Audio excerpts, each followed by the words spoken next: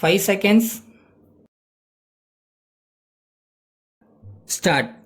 நண்பர்களே, நாளை நமது நாட்டின் 45வது குடியரசு நாள் ஆகும்.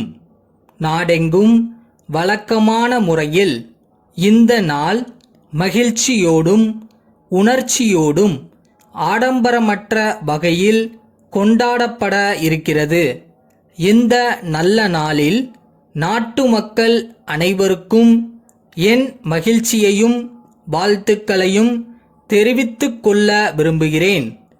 அரசியல் சுதந்திரம் மட்டும் ஒரு நாட்டுக்கு போதாது என்பதை நாம் எல்லோரும் அறிவோம்.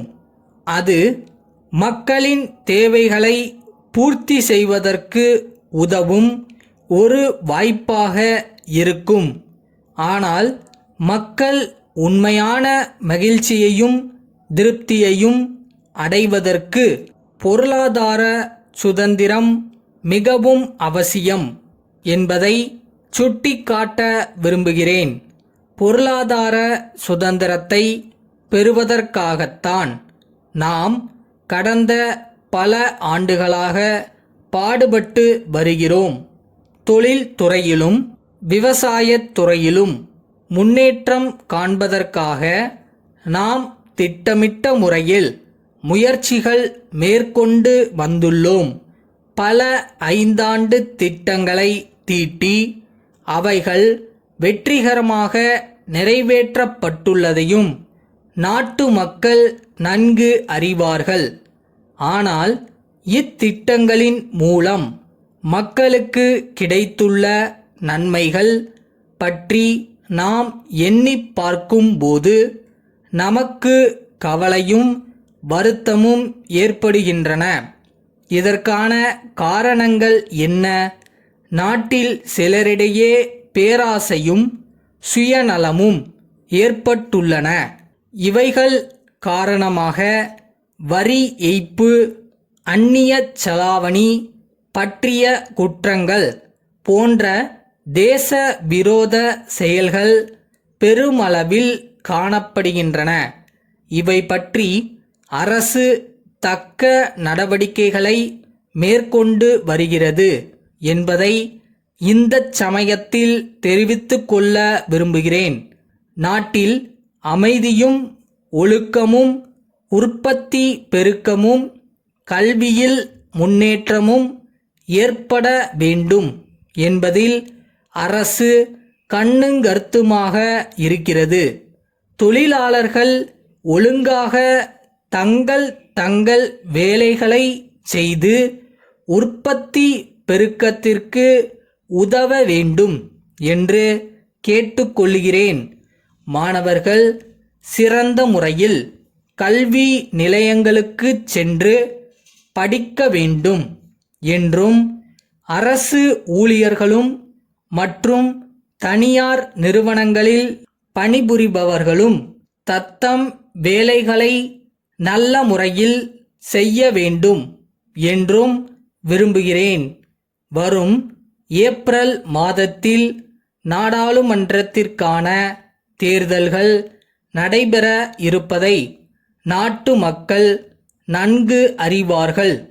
இதன் மூலம் நமது ஜனநாயகம் மேலும் சிறப்பு பெறும் என்பது மகிழ்ச்சிக்குரியது.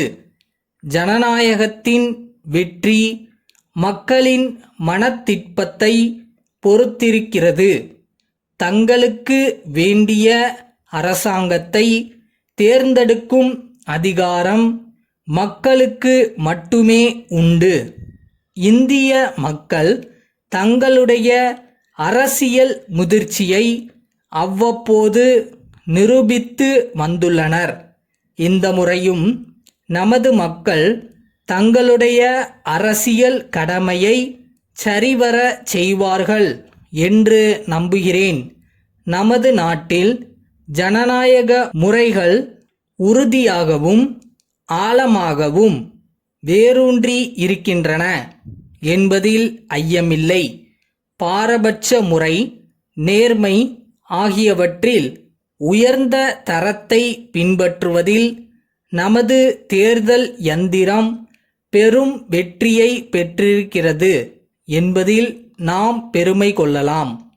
சேலம் கண்ணன் கூட்டமைப்பின் மேலாளரிடமிருந்து கோவை ராமசாமி கூட்டமைப்புக்கு அனுப்பும் கடிதம். அன்புடையீர், வணக்கம். நாங்கள் சென்ற செப்டம்பர் மாதம் தங்களுக்கு அனுப்பிய மர சாமான்களுக்கான பணம் ரூபாய் 7,500 மற்றும் இரும்பு சாமான்களுக்கான பணம் ரூபாய் 3,000 இதுவரையில் செலுத்தப்படவில்லை என்பதை வருத்தத்துடன் தெரிவித்துக் கொள்கிறோம். பணம் செலுத்துவதில் 3 மாதங்களுக்கு மேல் காலதாமதம் செய்யப்பட்டுள்ளது என்பதை ஞாபகப்படுத்துவதுடன் இது பற்றி 2 நினைவூட்டு கடிதங்களும் தங்களுக்கு அனுப்பப்பட்டுள்ளன என்பதை சுட்டிக்காட்ட விரும்புகிறோம். வாடிக்கையாளர்கள் எங்களுக்கு சேர வேண்டிய பணத்தை அவ்வப்போது செலுத்தாவிட்டால் எங்கள் வியாபாரம் பெரிதும் பாதிக்கப்படும் என்பதை தாங்கள் அறிவீர்கள். தாங்கள் எங்கள் நிறுவனத்தின் நீண்டகால வாடிக்கையாளர் என்பதால் நாங்கள் இது பற்றி மேல் நடவடிக்கை எதையும் எடுக்க இயலாத நிலையில் இருக்கிறோம். எனவே மேலும் காலதாமதம் செய்யாமல் எங்களுக்கு சேர வேண்டிய நிலுவை பணத்தை உடனடியாக அனுப்பி வைக்கும்படி கேட்டுக்கொள்கிறோம். தங்கள் மேலான ஆதரவை தொடர்ந்து எதிர்பார்க்கிறோம். தங்கள் உண்மையுள்ள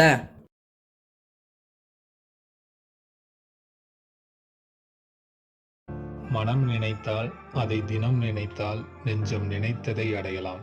எப்படிப்பட்ட வரிகள்!